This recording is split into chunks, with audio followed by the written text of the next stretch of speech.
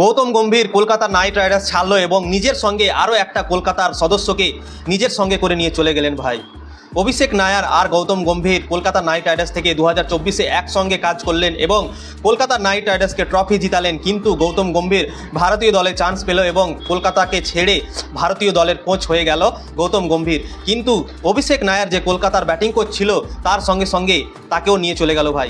অভিষেক নায়ারকেও গৌতম গম্ভীর নিজের সঙ্গে করে নিয়ে চলে গেল ভারতীয় বোর্ডে এবং এরা দুজন সে ভারতীয় দলে কাজ করবে এবং কলকাতার যে দুটো স্লট ফাঁকা হয়ে গেল সেই স্লটটা কে নেবে, তাদের জায়গাগুলো ভরবেটা কে, এটাই হচ্ছে সবথেকে বড় প্রশ্ন। তো আমার যেটা মনে হচ্ছে কি রাহুল দ্রাবিড় কদিন আগে ভারতীয় বোর্ডের সঙ্গে মেয়াদ শেষ হলো তার সে এখন কিছু করছে না, সে এখন ফাঁকা আছে। তো আমার মনে হয় কি রাহুল দ্রাবিড়কে কোচ করা উচিত এবং পারফেক্ট সেই গৌতম গম্ভীরের রিপ্লেসমেন্ট রাহুল দ্রাবিড় হতে পারে। কেননা সেই রাহুল দ্রাবিড় ভারতীয় দলকে চ্যাম্পিয়ন বানালো টি-20 বিশ্বকাপ 2024-এ। তো 2025-এ আইপিএলে কলকাতা যদি রাহুল দ্রাবিড়কে কোচ করে, মেন্টর করে, তাহলে কিন্তু দারুণ হবে ভাই, আউটস্ট্যান্ডিং হবে। যে ফিল্ডটা আমরা গৌতম গম্ভীরের কাছে নিচ্ছিলাম, রাহুল দ্রাবিড় যদি আমাদের কোচ হয়ে যায় তাহলে সেই ফিল্ডটা আমাদের আসবে এবং মনেই হবে না কি গৌতম গম্ভীর সেই আমাদের দলে নেই। রাহুল দ্রাবিড় যদি চলে আসে ভাই গৌতম গম্ভীরের রিপ্লেসমেন্ট, তাহলে দারুণ হবে কলকাতার দলটা।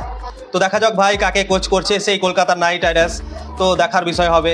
আমার মনে হয় রাহুল দ্রাবিড়কে যদি মানাতে পারে শাহরুখ খান তাহলে কিন্তু দারুণ হবে ভাই। সেই গৌতম গম্ভীরের পারফেক্ট রিপ্লেসমেন্ট যাকে বলা যায়, দারুণ হবে যদি রাহুল দ্রাবিড় কোচ হয়ে যায় সেই কলকাতার।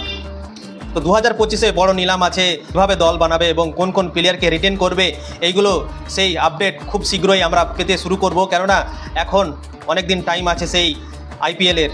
তো দেখার বিষয় হবে কোন কোন প্লেয়ারকে কলকাতা নাইট রাইডার্স রিটেন করবে এবং কোন কোন প্লেয়ারকে তারা ছাড়বে। এখন সব থেকে বড় প্রশ্ন এটাই সবারই মনে আছে কি কাকে কাকে রাখবে কলকাতা এবং কাকে ছাড়বে। কেন 3-4টা প্লেয়ারই তারা রাখতে পাবে আর কলকাতা নাইট রাইডার্স চ্যাম্পিয়ন হয়েছে, আর সেই চ্যাম্পিয়ন দলে কাকে রাখবে এটা নিয়ে সব থেকে বড় প্রশ্ন হবে এবং তাদের মাথা খারাপ হবে কি কাকে ছাড়া যায় আর কাকে রাখা যায়। কেননা যেগুলো প্লেয়ার কলকাতাতে আছে সবই হচ্ছে সুপারস্টার। তো সুনীল নারায়ণ আর আন্দ্রে রাসেল তো থাকবে ভাই, রিঙ্কু সিংও থাকবে, আর একটা স্লট থাকছে ভাই, সেই স্লটে কে যে থাকবে ভাই, সত্যি খুব কঠিন হতে চলেছে কলকাতার ম্যানেজমেন্টের জন্য সিলেক্ট করা কাকে বাদ দেবে এবং কাকে রাখবে। বরুণ চক্রবর্তী দারুণ পারফরমেন্স করেছে, ফিল সল্ট ওপেনিংয়ে দারুণ খেলেছে, শ্রেয়স আইয়ার ক্যাপ্টেন আছেন। তো এখন কাকে যে রাখবে কলকাতা, সব থেকে এখন মাথা খারাপ হবে তাদের। তো বড় নিলামে কিভাবে যে দল বানায় কলকাতা নাইট রাইডার্স সেটাই হচ্ছে দেখার বিষয়। তো আপনারা কমেন্ট করে অবশ্যই জানান কাকে কাকে রিটেন করতে পারে কলকাতা নাইট রাইডার্স।